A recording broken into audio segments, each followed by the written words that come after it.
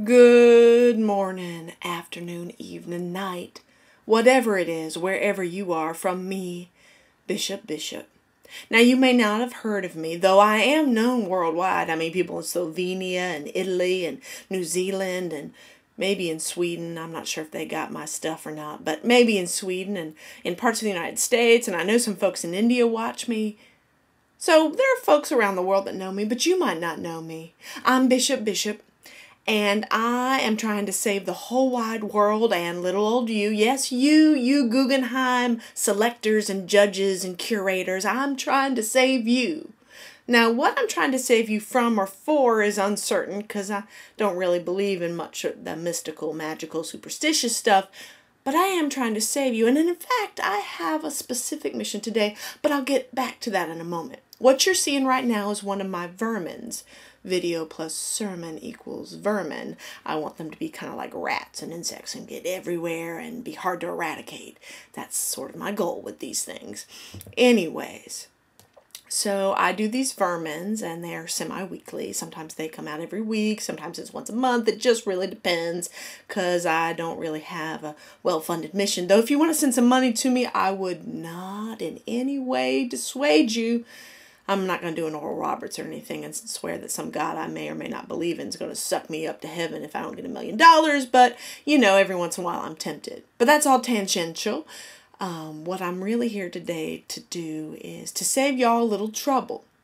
I want to save you judges and curators and selectors and people looking at this stuff a little trouble. I want to save you from making a rash decision. I want to save you from being short-sighted. Now, I don't suspect you're going to choose my vermin, my video sermon, but I hope you'll watch it all the way to the end, even though you're probably not going to choose it. And in case they do choose it and you're watching it, then you can use these same exercises I'm about to subject them to as well, y'all out there in the gallery space. But it's very doubtful they're going to select me. So anyways, here's the deal. Most people are going to be submitting these arty-farty kind of things. And I like arty-farty things, which is why I'm doing this. Or they're going to be making something Hollywood-esque, or they're going to be trying to be serious. And almost no one's going to talk directly to y'all. And that's what I want to do, because I think that that's part of what makes art interesting is the conversation. So to help you think about the conversations that you want to start with whatever you select, I have a little meditation for you, a guided visualization, if you will. I'm going to ask some questions and leave a little pause in between the questions so you can kind of actually think about it. I know right now I'm just filling it with a wall of words, but that's kind of how I do things. But then I do like to get things a little quiet. So that's what we're going to do now. All right, so I want you to close your eyes. Now, I know it's counterintuitive because you're watching a video and I'm asking you to close your eyes, but close your eyes. Do it. I know some of you are holding out. Close your eyes. And I want you to think back on what you've seen. Hopefully this isn't the first video you're reviewing. Think back on what you've seen. What was intriguing?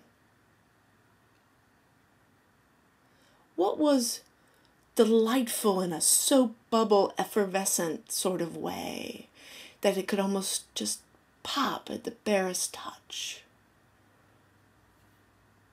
What have you found laugh out loud funny? What disturbed you in just the right way? What just annoyed the hell out of you?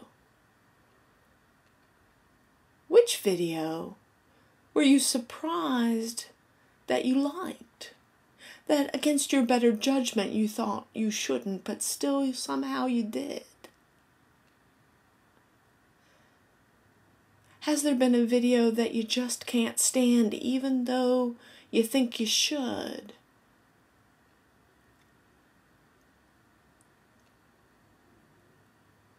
Which one has been your favorite so far?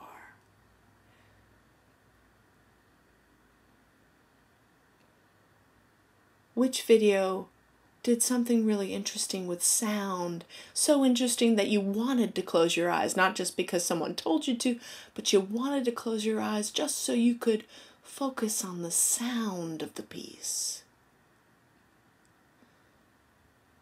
which video needed no soundtrack and would have been better off without whatever noises were in the background.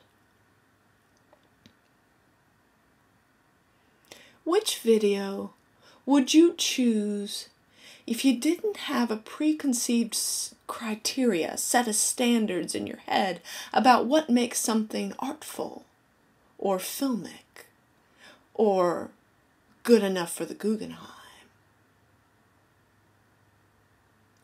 This is the question I want you to really, really think about. Because I know you're probably not going to choose mine. That's not why I'm doing this.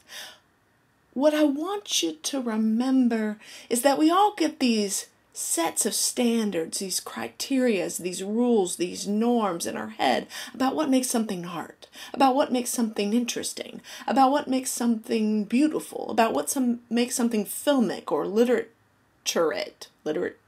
I don't know how to say that. Well, like literature. What makes something meaningful? What makes something high or low class? And I want you to just take a moment and try to break at least one of those norms so that maybe you can see something that's been put in front of you that otherwise you'd ignore or write off. That maybe you can see the gem shining through all the bullshit. Maybe you won't let your preconceived notions of what makes something good enough for the Guggenheim stop you from choosing something gloriously goofy. Now that would make me happy. If because of this Vermon, you chose something gloriously goofy to be part of the Guggenheim's YouTube festival. I mean, the name of this channel is Play. So I want you to remember to play. So I'm going to give you, about 30 seconds or so to just think about all that stuff I just rambled about. How could you break your own standards just enough to choose something truly new-ish? There's nothing really new under the sun, but you know what I mean. So 30 seconds. Think about why you choose what you choose.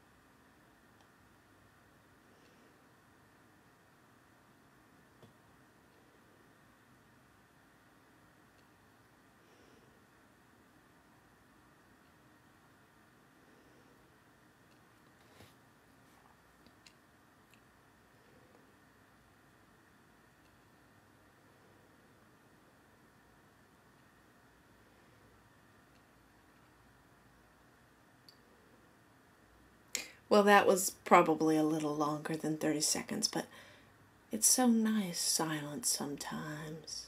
A long stretch of quiet just to let your mind rest.